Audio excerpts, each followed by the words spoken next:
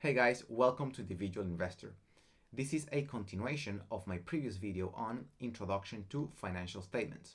Today, we're going to talk about the income statement in particular, which is a financial statement used to analyze the financial performance of a business. We will also take a look at some of the key elements that investors look for when reading or analyzing income statements. And at the end, we're going to wrap it up by doing a deep dive into the income statement of Facebook and GameStop. Enjoy.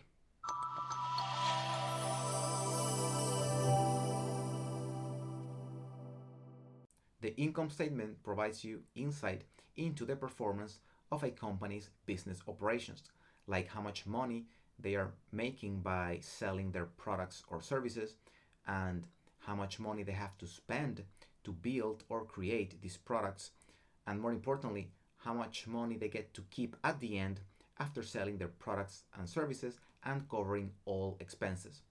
It effectively tells you if a company is profitable or if it's making a profit over a particular period of time. Let's review some of the major areas that you will come across when analyzing an income statement. The first one is the revenue. Revenue is simply the gross sales of products and services. And generally speaking, if you're investing in a company, you want to see at a minimum that the revenue or sales are increasing over time, period after period. Next, we have costs and expenses, or also called costs of goods sold. These are the necessary expenses to create and sell the products and services. For example, this could be raw materials like wood if you build things like furniture, or fabric or leather if you manufacture shoes, or the IT infrastructure if you provide some sort of cloud or software application. These expenses also include the marketing to promote your products and salaries of the sales reps selling your product to customers, etc. Up next, we have the income from operations. And a quick note here, every time you hear the word operations, it means core business activities, which means the primary revenue engine for the company. So the income from operations would be the revenue or sales minus the costs and expenses. And ideally, your products should sell for more than they cost to make so that you end up with a positive figure. Okay, great. So we have a company, we build some products, we sell them, and then we deduct all the costs and expenses to build those products and to take them to the market. And hopefully at the end, we are left with a profit. So that's good. But now from that profit, we have to pay things like taxes or any interest on debt that we may owe. So now finally, what you're left with at the end is the net income. Another word for net income is also earnings, which you can use to calculate earnings per share or EPS, and subsequently the PE ratio. If you're interested, I have a video just on PE ratio. Just a heads up, the PE ratio was one of my first YouTube videos, so my editing and my delivery skills were not that great, but I promised that the content is good and 100% worth it, so feel free to check it out. I will leave the link in the description below. And another ratio that is derived from the income statement is the price to sales ratio. I also have a video for that, and I will leave the link in the description below as well. And if you're enjoying my content so far, I would really appreciate if you can like and subscribe to my channel to show your support. Thank you very much. And let's now take a look at the income statement from Facebook using Facebook's 10K form. So here we have the form, the 10K form for Facebook, or actually for Meta platforms. I'm still getting used to the new name here. Anyway, if we go to the financial statements and supplementary data, and then the statements of income, here we have the income statement for Meta platforms. And like we saw before, right here we have the top line will be the total sales or the revenue, and we see here that all the numbers are in millions. So Facebook sold a total of $117.9 billion. So that's massive, right? Massive sales or revenue figures here for Facebook. And one positive sign, right, is actually seeing that increasing revenue year over year, okay, which is good. It means that Facebook, they're selling more and more every year. Then over here we have the costs and expenses, and actually they break it down by categories. So you have things like the cost of revenue, okay, which is in this case $22.6 billion. So that's basically the money they have to spend to build their products and services, okay, and get them to the customers. So this could be in the case of software companies or social media platforms like Facebook or Meta. You know, this could be things like the IT services, the IT hosting, IT infrastructure, cloud services, cloud infrastructure, and all that stuff. Then obviously, like many tech companies, they spend a good chunk of money in R&D, in research and development, and that's $24.6 billion dollars. And as you know, they actually, I think they just spent about 10 billion just on the metaverse. Okay, this new platform. They're supposed to be the future of AR and stuff, and NFT marketplaces and all that. We'll see how that turns out, but yeah, they're investing a lot of money. Then we have obviously, you know, marketing and sales to market and sell their products, and some general and administrative costs as well. So that everything comes down to a total of $71.17 billion in total costs and expenses. And again, we have a total revenue of $117 billion. So if we subtract the two, then we arrive at this figure, right? Income from operations, okay, $46.7 billion. So remember, income from operations is revenue minus total costs and expenses. And in addition, they actually have some additional income, that $531 million. It says here interest and other income, so this might come from maybe some smaller investments or some securities that Facebook or Meta holds, right? It's just some other income that doesn't come from their core operations. And obviously, right, we have to pay some taxes. We have to pay things like interest on any debt from using the profit.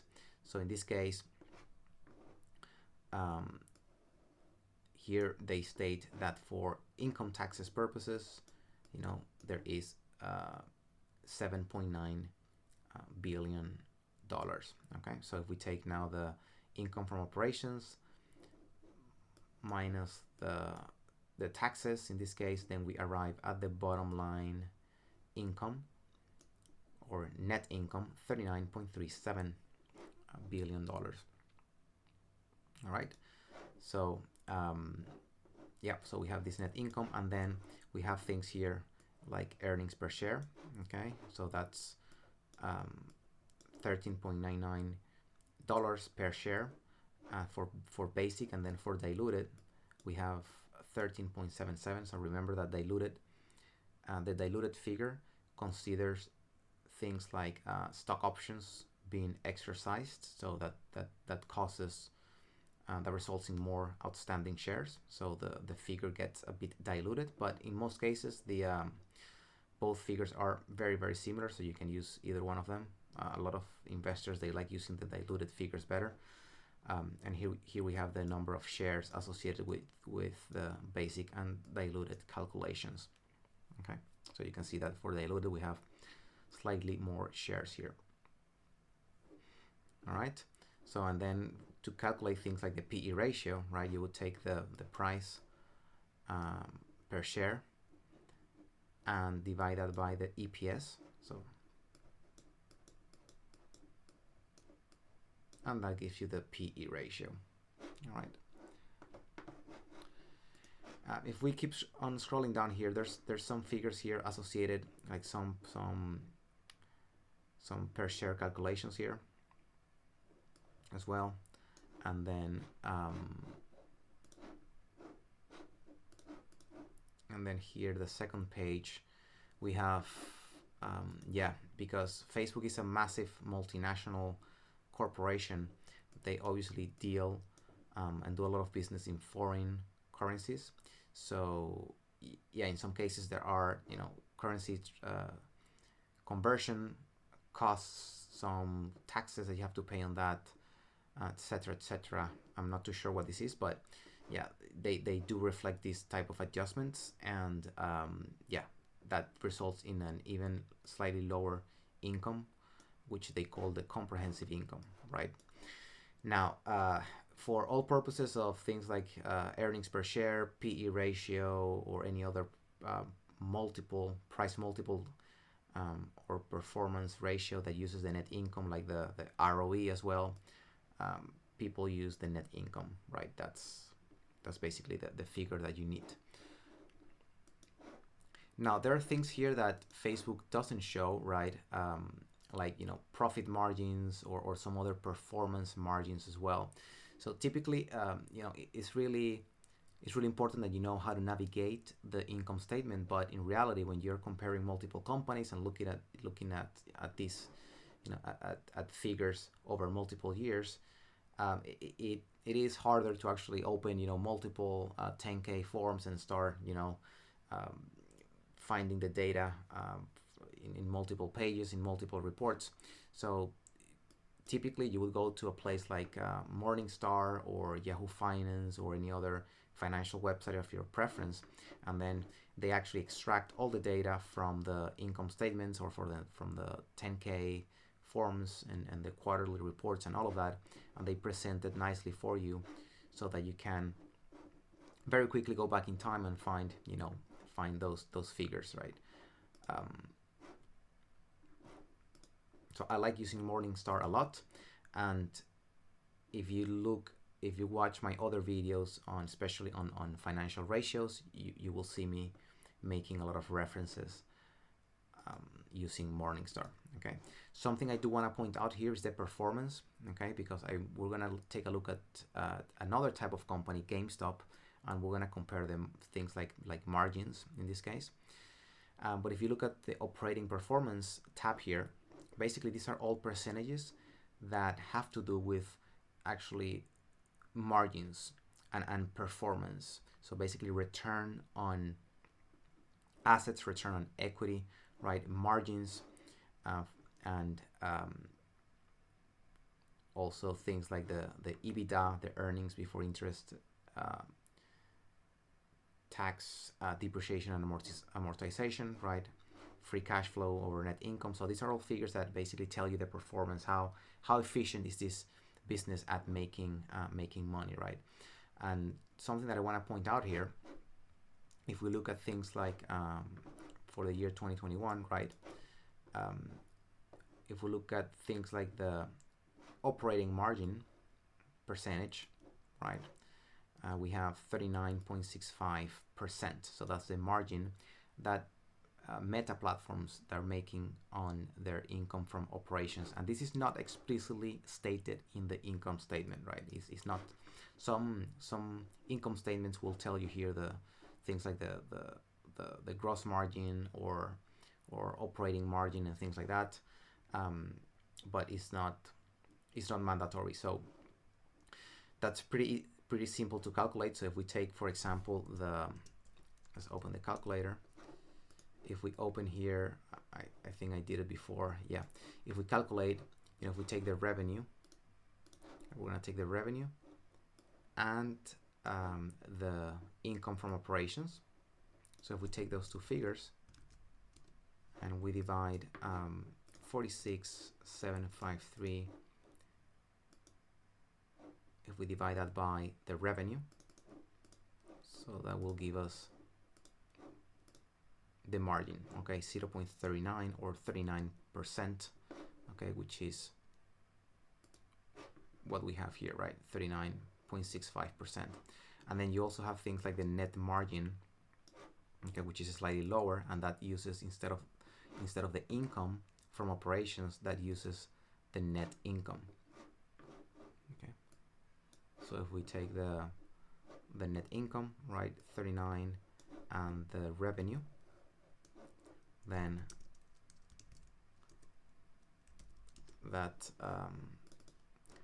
then we have 39,370 divided by 117,929.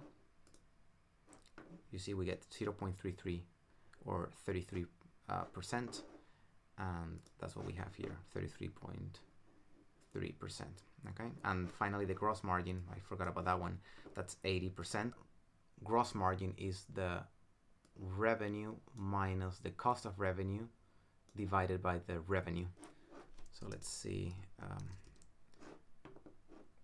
117,929 minus 22,649. Okay, and then if we divide that by 117,929, yep, effectively we get 0.807 or 80.7%. And yeah, here we have it, 80.7%. All right, so that's pretty much it, guys, for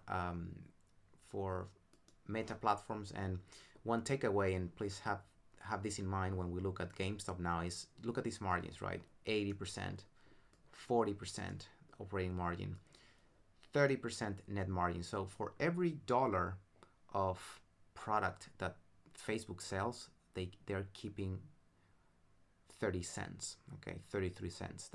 Those are pretty high margins, but again, these are the advantages of tech and software companies. The margins are pretty good, you know, versus some other companies that actually have to sell some, you know, some physical products or hardware. All right, so now let's shift gears to GameStop. Okay, here we have the Form 10K for GameStop, and yeah, let's do the same exercise. If we click on financial statements, and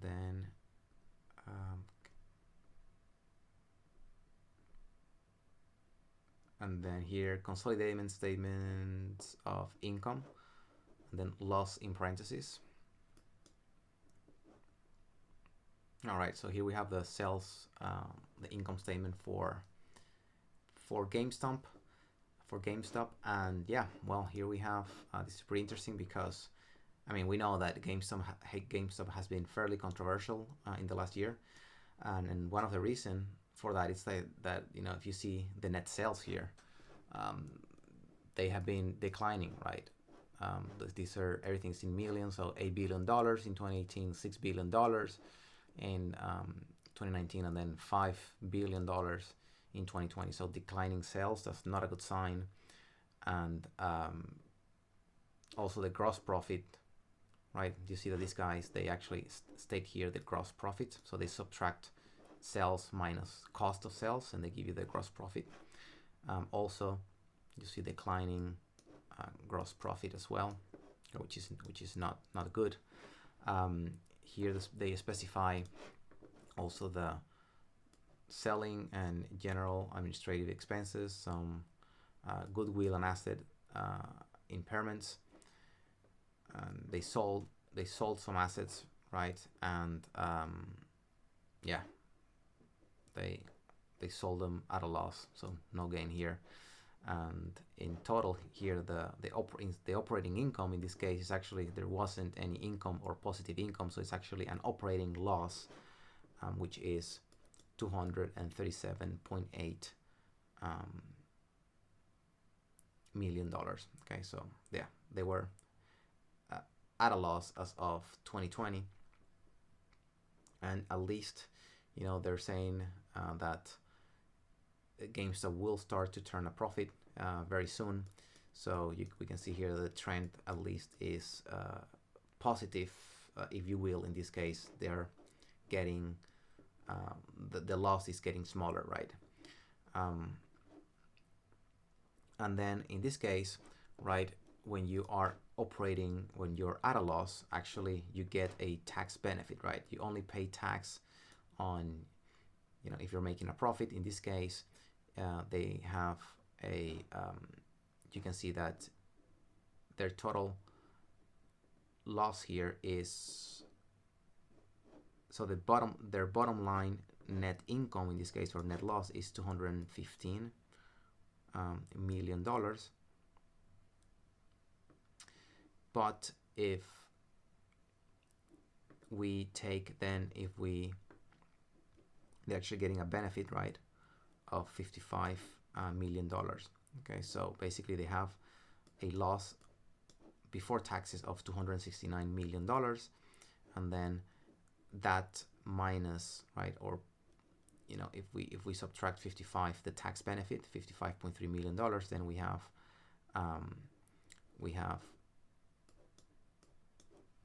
214. Let me just get rid of this stuff. $214 million. Okay, and then there's some also associated tax loss or benefit here as well. So yeah, bottom line loss here is $215 million. And again, we can see here the trend, right? They've been losing money in the last 3 years, but that they are slowly recovering. We'll see what happens in the future. And then in this case, in terms of EPS or earnings per share, obviously there's no the earnings are negative, right? So the earnings per share are negative. And typically when you are dealing with companies with a negative income, you don't want to be looking at the earnings per share or the EPS, because the PE ratio, the price to earnings ratio, because that doesn't tell you much. So one alternative would be the enterprise value to EBITDA ratio. Okay, that's something you can use when you have negative income. I have a video on this. Feel free to check it out. But that's what you want to use when dealing with companies with negative earnings. All right. Okay, so that's that with GameStop. Okay, super straightforward. And then just like with meta platforms, right? If we go to GameStop here on Morningstar, GME, then similarly we can look at the operating performance to start looking at things like the margins, and you will see here that the margins for GameStop, right, are very different from than the margins from Facebook. Obviously, they are completely different companies, right? Facebook is a software company. There is a lot of talk and rumors again about GameStop becoming a tech company, but that's still yet to be seen. However, if we look at the recent gross margins, right, you can see that. Remember that for Facebook we had these margins were something like 80%, right? From a standard like brick and mortar retailer like GameStop, the margins are a lot less attractive. So you see, these are the gross margins, just 24% as of 2021, 29% as of 2020, and then in terms of operating margin, as we saw, they have negative operating income and negative net income. Then the operating margins and the net margin percentages are negative. Okay, so basically this is a business that is not profitable. So from an investing point of view, here it's all hype, right, and based on whatever will happen in the future, but the numbers here don't really don't make much sense if you look at the financial statements in an objective manner. Thank you so much for joining me today. I hope that you feel a lot more comfortable now navigating the income statement. In my next video, we're going to take a look at the balance sheet. Thanks again, and I'll see you next time.